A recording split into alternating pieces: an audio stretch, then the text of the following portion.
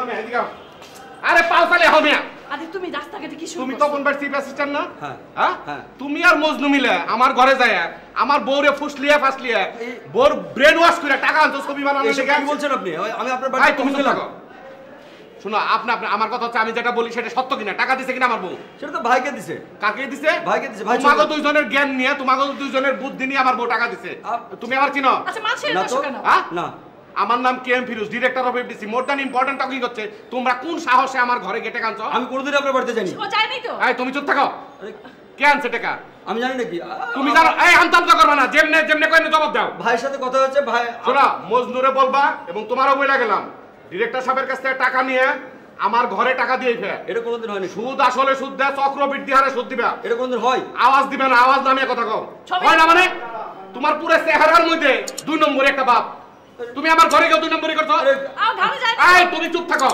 ঘরে জানে মানে আপনি অনেক বেশি বলছেন শোনা আমার মাথা আলো দলে করে না আমার মাথা যদি আলো দলে করো সব শুদ্ধ আলো দলা বাজে তুমি আচ্ছা বুঝছি এই চলো যে আলো দলে থেকে তুমি চুপ থাকো আলো দলে থেকে বাইরে পারবে না আচ্ছা তুমি আমার আমি কি কইছি না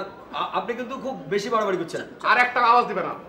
টাকা গেছে আমার ঘরে থেকে গেছে জলবা লাগছে আমার পুরাইবা লাগছে আমার তোমার লাগবে লাগছে আপনি যান তো যান আপনি অফিসে যান চলো বাসায় চলো টাকা নিয়ে ঘরে দিয়ে না একদম করে দিলাম বাসায় চলো এই আপনি যান না আরে পাড়া পুতার মধ্যে লয়ে একদম উড়ি বেলুন দিলাম আমার পাড়া তোমার আমি বুঝাই এই দেখো ঘরে চলো আমার ঘরে আমি আপনাকে আমার পরিচয়টাকে ব্যাখ্যা করি আমার নাম হচ্ছে রানা মাসুদ আমি এই মিডিয়াতে অনেকদিন ধরে কাজ করছি আগে মিউজিক ভিডিওতে কাজ করতাম এখন ফিল্মে আছি আপনাকে আমি যে জন্য ডাকছি একদম সোজাসুজি বলি আপনি কিন্তু একটা ছোট খপ্পর থেকে একটা বড় খপ্পরে পড়ছেন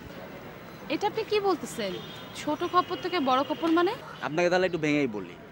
ছোট খপ্পর হচ্ছে কেএম ফিরোজ আর বড় খপ্পর হচ্ছে এই মজনু আচ্ছা আমি বুঝলাম না আপনি কি দেখে এই মজনুর মতো একটা ছেলের পিছনে লাগলেন ওর কি আছে এটা কি ওর দেখেন ভাইয়া আমি হচ্ছে এই ঢাকা শহরে একদমই নতুন এখন আমার তো কাজ দরকার আর কাজের জন্য যে আমাকে সহযোগিতা করবে আমি তো তার সাথেই ঘুরবো এখন মজনু ভাই আমাকে সহযোগিতা করতেছে আর আমি তো ওনার সম্পর্কে ভালো করে জানি আমি কিভাবে জানবো বলেন তাই বলে মজনু আচ্ছা যাই হোক আপনাকে এগুলো খুব ভালো মতো বুঝতে হবে যে কে আপনার জন্য উপকার করতে পারে আর কে আপনাকে মানে ক্ষতিটা করতে পারে কারণ আপনাকে আমি প্রথম যেদিন দেখছি ওই দিন আমি বুঝতে পারছি আপনি অনেক দূর যাবেন অনেক দূর আপনার মধ্যে নায়িকা হওয়ার সব কিছু আছে সো আপনাকে খুব সাবধানে খুব বুঝে শুনে লোক নির্বাচন করতে হবে বুঝতে পারছেন ব্যাপারটা এই যে ভাইয়া আপনি এখন আমাকে বললেন এখন থেকে সেটা আমি অবশ্যই বিবেচনা রাখবো আর মানুষ নির্বাচনের ক্ষেত্রে অন্তত বুদ্ধি খাটায় কাজটা করতে হবে থ্যাংক ইউ আপনি আমাকে ভাই হিসেবে এত বড় একটা উপকার করলেন এটা কি বলতেছেন ভাই এখানে কোনো এই ভাই বোন নাই ঠিক আছে এখানে সবাই মনে করেন বন্ধু বান্ধবী শুভাকাঙ্ক্ষী এর বেশি কিছু না এই ভাইটা আর কোনো সময় বলবেন না ঠিক আছে হ্যাঁ অবশ্যই আপনার মিডিয়াতে অবশ্যই বন্ধু আপনি আমার শুভাকাঙ্ক্ষী হয়ে তো উপকারটা করলেন হ্যাঁ আপনাকে কি বলেছে ধন্যবাদ দেব আচ্ছা আপনার মোবাইল আছে জি বার করেন আমার নাম্বারটা আপনি রাখেন জি বলেন আমার নাম্বার হচ্ছে 01 আচ্ছা কি ব্যাপার তুমি এই মানুষের মধ্যে এই সিঁড়ির মধ্যে ফিল্ম পাড়ার মধ্যে তুমি আমার এরকম টানা হিসা করে নিয়ে আসলা কেন হ্যাঁ তোমার না ইজ্জত নাই আমার তো একটা ইজ্জত আছে নাকি কি হয়েছে কি তোমার আরে তোমার জামাইয়ের এখানে অফিস এই অফিস বাদ দিয়ে তুমি আরেক অফিসে যে ইনভেস্ট করবা টাকা পয়সা ঢালবা এটা আমি কিভাবে সহ্য করব আমি তো মোটেও সহ্য করব না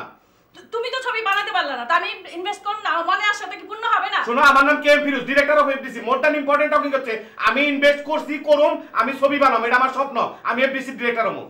হইতে তো পারলা না শোনো আমি তোমারে রাখছি এই পাড়া যারা চিনাইছে তোমারে ব্রেন ওয়াশ যারা করছে তোমারে বুদ্ধি দিয়ে যারা টাকা পয়সা ঢালছে ওই মজনু আর ওর নাম কি আনোয়ার এই দুইটার পেটের মধ্যে গুলি করুন এই ওদের কি দোষ ওরা কি করছে ওরাই তোমারে ঢুকাইছে ওদের কোনো দোষ নাই আমার দোষ তুমি কিছু পারলে তুমি আমার সাথে করো ওদের কি দোষ ওদের কেন তুমি ওই দুইটার আগে গুলি করুন না কেন তুমি তারপরে তোমারে যা করার আমি পরে করুম আগে ওই দুইটার গুলি করুন তুমি এটা মনে রাখো তোমার এই অফিস আমি বন্ধ করে দেব এই অফিস আমি রাখবো না শোনো মাথা গরম করো না আমার নাম KM Firoz director of FDC more than important topic হচ্ছে তুমি অফিস বন্ধ করার কেন ওই দুইটারে গুলি করে মারুম তারপর তোমার দেখো আমি ওই দুইটা তুমি কিচ্ছু করতে পারবে না আমি তোমার এই অফিস বন্ধ করুম তুমি যদি পারো কইরো যাও হ্যাঁ আমি করুম কইরা দেখাবো আমি আরেকটা টাকা দেব ওই দুইটারে পেটের মধ্যে গুলি করুন পেট ছিদ্রি করুন অনেক কাদা মাটি ঝড় বৃষ্টি আমার উপর দিয়ে বয়ে গেছে রীতিমতো একটা পলি পড়ে গেছে এই ঘাস এই মাটি এই রোদ এই বৃষ্টি এই ঝড় এই সমস্ত কিছু নিয়ে আমার জীবন কিন্তু তৈরি হয়েছে আমার বয়স কত জানো ৪৫ বছর ৩০ বছর আমি থিয়েটারের সাথে যুক্ত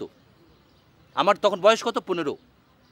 আমি তখন মঞ্চটাকে আমার বাড়িঘর করে ফেলেছি তুমি জানো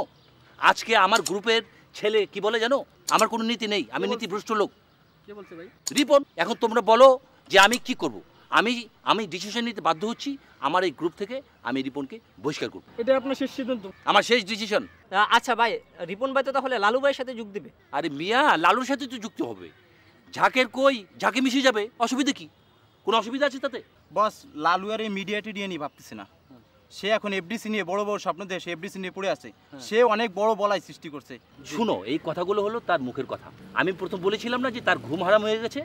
ঘুম হারাম হয়নি, ওর ঘুম পুরোটাই ছিনতাই হয়ে গেছে। আমার চূড়ান্ত সিদ্ধান্ত হলো আমাদের এই দল থেকে আমি রিপনকে বহিষ্কার করতে চাই। এখন তোমরা কি করো, কি পারবে সেটা তোমরা জানো।